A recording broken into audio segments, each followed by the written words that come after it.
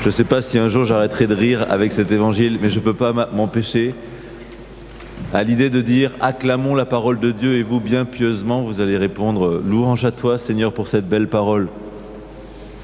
Ou en fait, on devrait tous être une assemblée d'estropiés, de borgnes, de arrache-le, coupe-le. Et nous, bien pieusement, ou alors vous avez dormi, vous n'avez pas écouté, vous allez dire « Quelle belle parole, Seigneur ». Évidemment, c'est la réalité qui est derrière. Veuillez excuser ma voix.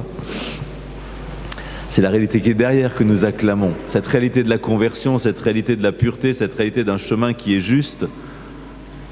Il est évident que n'appliquez surtout pas au pied de la lettre ce qui est dit là. C'est une invitation à se convertir, c'est pas une invitation à se mutiler. On est bien d'accord, mais on ne sait jamais. Il pourrait y avoir quelques mauvaises compréhensions. Et un premier point que je voudrais souligner avec vous dans ces textes aujourd'hui, qui sont quand même très riches, c'est déjà l'unité du corps que nous formons. Alors évidemment, l'unité de l'Église, on le voit aussi bien dans le livre des Nombres que dans l'Évangile, où dans les deux cas, on a un groupe constitué qui a une onction particulière, que ce soit le groupe des anciens avec Moïse ou que ce soit le groupe des apôtres autour de Jésus, donc les anciens autour de Moïse, qui vont recevoir une part de l'onction, donc de l'esprit qui repose sur Moïse. De la même manière, Moïse étant une préfiguration de Jésus, les apôtres reçoivent une part de l'onction de l'Esprit Saint eux-mêmes pour pouvoir chasser les démons et guérir les malades. Et l'onction qui repose sur les anciens, c'est pour qu'ils prophétisent. Ça les fait prophétiser, c'est-à-dire dire des choses au nom de Dieu. Des choses révélées au nom de Dieu. Et ça nous enseigne deux choses. Ça nous enseigne la première chose, c'est que l'esprit est libre de faire au-delà des structures. Première chose. En dehors du groupe des anciens, en dehors du groupe des apôtres, en dehors de l'Église catholique, même en dehors, Dieu est libre. Dieu est libre de faire prophétiser, de faire guérir un malade, si vous n'êtes pas prêtre, évêque, si vous n'êtes pas religieux, religieuse, si vous n'êtes pas théologien, si vous n'avez pas fait un parcours spirituel de formation à la guérison, à la délivrance, comme on peut en trouver plein dans le monde chrétien. Quand l'Esprit de Dieu est sur vous, vous êtes un membre de son corps et vous agissez au nom de Jésus et vous libérez la puissance de l'Esprit. C'est ça que nous dit aussi ce texte. Il y a une onction qui repose sur le corps, donc des anciens qui prophétisent le corps, qui annoncent le corps de l'Église. Le Christ est la tête, nous sommes les membres, et nous sommes unis au Christ par cette mort et cette résurrection, baptême d'eau, et par cet Esprit Saint qui est venu sur nous. Nous tous, nous avons été baptisés dans le Christ et nous avons reçu l'Esprit Saint, qui fait l'unité du corps et qui nous anime, qui anime l'Église et qui anime le cœur du croyant. S'il n'y a pas cette animation du Saint-Esprit, attention, warning, il y a un danger de religiosité, c'est-à-dire la religion pour la religion, c'est-à-dire une prière humaine envoyée par ascenseur à Dieu là-haut en espérant qu'elle arrive à bon port. Si Dieu, la prière chrétienne, c'est Dieu qui habite mon cœur par son esprit et qui fait de moi l'esprit et vie de Dieu en raison de l'œuvre de la justice opérée par Jésus à la croix. Et c'est ça que nous célébrons dans la messe. Nous célébrons le sacrifice qui nous rend justes et quand nous communions, nous sommes restaurés, renouvelés dans l'Esprit Saint. Et donc ça, c'est notre joie et c'est pour ça que la messe est le cœur du cœur de la foi chrétienne pour nous les catholiques. Donc ça souligne cette unité du corps, ça souligne cette liberté de l'esprit, mais ça souligne aussi deux choses. Ça souligne ce qui caractérise les membres du corps, de ceux qui sont animés par l'esprit, sont appelés au ministère que Jésus a fait lui-même, qui est marqué dans un premier temps donc à une vie surnaturelle. Parce que nous sommes baptisés, nous sommes prêtres, prophètes et rois. Tout le monde est d'accord avec ça? Si vous n'êtes pas d'accord, c'est que vous avez oublié votre théologie. Notre baptême fait de nous des prêtres, des prophètes et des rois en Jésus-Christ. Et donc la première chose, c'est est-ce que les prophètes que nous sommes sont des prophètes qui ont perdu la voix? Qu'est-ce qui fait un prophète? Un prophète, c'est quelqu'un qui est dans l'intimité avec Dieu. Donc ça, vous et moi, on est censé l'être par la prière, par la greffe que le baptême a opéré, on est greffé, scellé, on est le sarment qui est attaché au Christ comme la vraie vigne véritable. L'Esprit repose sur nous, l'Esprit repose sur le Christ pour proclamer la bonne nouvelle. L'Esprit repose sur l'Église et la constitue pour proclamer la bonne nouvelle. L'Esprit repose sur moi, prêtre, et l'Esprit repose sur vous, laïcs. L'Esprit repose sur tout baptisé qui est établi en Christ, participant à son sacerdoce pour offrir le sacrifice de louange, participant à sa royauté pour régner dans nos combats spirituels et amener le règne de Dieu et y participer, et prophète. Prophète, c'est celui qui connaît les secrets du Père, qui connaît les projets du Père et qui les proclame.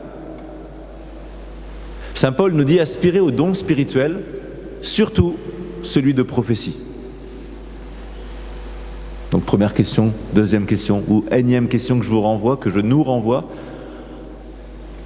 À quand remonte la dernière fois que vous avez demandé à Dieu, Seigneur, donne-moi le don de prophétie? Avant votre naissance ou... Voilà. Est-ce que j'intègre que je suis prêtre, prophète et roi, mais pour être prophète, Seigneur, je m'offre à toi pour que je puisse être ta bouche à un moment donné pour quelqu'un. C'est pas forcément avoir une vision sur ce que Dieu va faire, la fin des temps, comment ça va se passer. Il y a des prophètes de malheur qui sont tous sauf des prophètes de Dieu. Et puis on ne prophétise pas des choses qui ne sont pas discernées, fondées, enracinées, en accord avec la Bible, en accord avec l'enseignement de l'Église et un peu vu avec son perspi, évidemment. Mais il n'empêche qu'il faut ouvrir la bouche. On peut enseigner et proclamer. Dans le témoignage chrétien, il y a quelque chose de prophétique. Dans le fait d'aimer Jésus, d'être sauvé et de témoigner du salut dont nous sommes bénéficiaires, il y a quelque chose de prophétique. Dans la liberté, dans l'esprit que nous manifestons dans notre manière de vivre, il y a quelque chose de prophétique. C'est-à-dire qu'elle annonce le ciel et elle manifeste le royaume de Dieu. Donc être prophète, ça veut dire, et être roi comme être prêtre, ça veut dire être orienté vers ce royaume de Dieu. Est-ce que Dieu règne dans ma vie? Est-ce que j'annonce ce règne de Dieu? Est-ce que c'est ma consécration au fond de mon cœur? Est-ce que c'est celle du royaume ou est-ce que c'est celle de cette vie?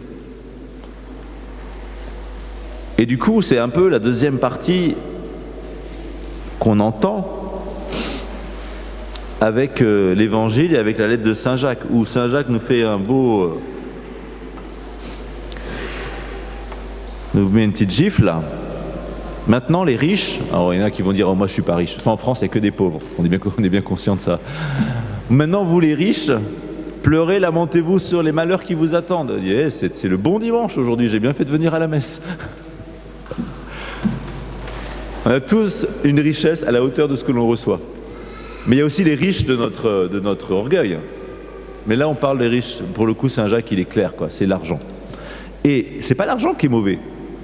Ce qui est mauvais, c'est que l'argent rouille. Et il rouille quand il n'est plus au service de la charité, quand il n'est plus ordonné au royaume. Quand il est juste pour moi, mon confort, ma vie, voilà, jouir de ma vie, et éventuellement la pièce au gaga devant la porte. Un peu tous et chacun, on peut être rejoint par cette parole. En même temps, on ne va pas donner à tout le monde, mais en même temps, on ne va pas tout garder non plus pour tout soi. Tout soi, ça se dit ça? Tout soi? Non. Vos richesses sont pourries, vos vêtements sont... Bref, votre or et votre argent sont rouillés. Et cette rouille, écoutez bien, c'est la plus pire des phrases.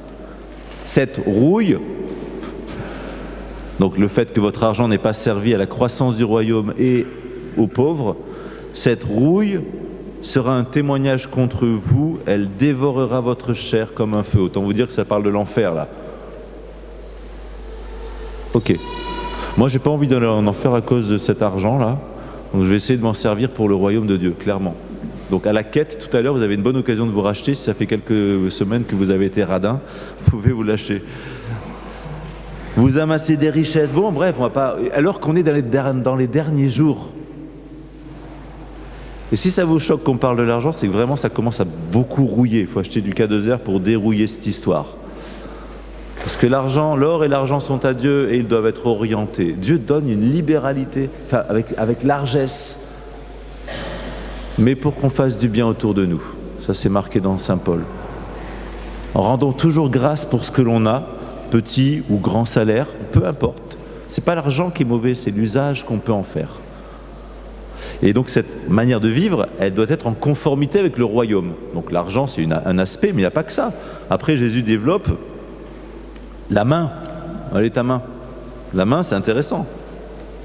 Je ne sais plus combien de temps j'ai, mais ça va bientôt être fini. La main, elle peut donner ou elle peut prendre. Elle peut être fermée ou elle peut lâcher. Elle peut tenir ferme les rênes ou elle peut s'abandonner et se laisser conduire par Dieu. Elle peut gifler, donner un coup de poing, et avec ma bague ça ferait bien mal, ou elle peut caresser. Ma main peut m'entraîner au péché, ou ma main peut être ordonnée au royaume de Dieu dans l'obéissance des commandements. Mon pied, qu'ils sont beaux les pieds de ceux qui marchent, de celui qui annonce l'évangile. Il me fait marcher dans les hauteurs. Les pieds, c'est ce qui nous porte. Les pieds, ça nous amène vers le royaume de Dieu, ou ça peut nous amener vers la perdition. Donc quel chemin mes pieds prennent? Quel chemin je permets à mes pieds de prendre? Mes pieds peuvent heurter les pierres, les obstacles, ça peut être donc une occasion de chute, ou au contraire, une occasion de sainteté. La main, l'œil, enfin, l'œil, on sait que c'est la fenêtre de l'âme, nous dit l'Écriture. Œil, regard lubrique, impur, la première chose auquel on parle, c'est quelle pureté ou impureté tu mets dans ton âme à cause de ton regard. Puis comment tu regardes ton frère? Est-ce que tu juges ton frère sur l'apparence? Est-ce que tu regardes son cœur? Est-ce que tu regardes à la manière de Jésus? Ou est-ce que ton œil est bon ou mauvais? Est-ce que dans ton œil, il y a du mépris? Le regard hautain, le cœur ambitieux, tu ne peux les tolérer, nous dit le psaume. Le regard hautain. Hautain parce que j'ai de la richesse. Hautain parce que j'ai de la réussite. Hautain parce que je suis moi. Il n'y a rien de pire que le hautain. Au royaume de Dieu, seuls les humbles rentreront. Donc dans l'œil, il y a tout. Est-ce que je vois les choses surnaturellement ou est-ce que je vois les choses naturellement? Est-ce que je vois sans croire, voir les choses de Dieu et je ne veux pas croire? Est-ce que je crois sans voir? Ce que dit Jésus, heureux ceux qui croient sans avoir vu. Bref, est-ce que ma foi est conditionnée à ce que je vois?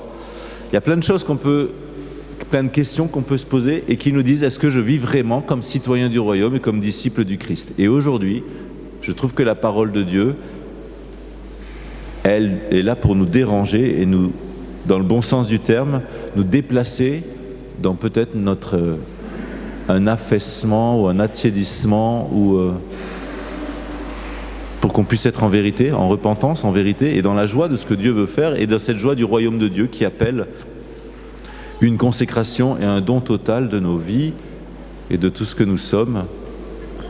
Demandons à Dieu de nous aider dans cette Eucharistie par sa grâce. Amen.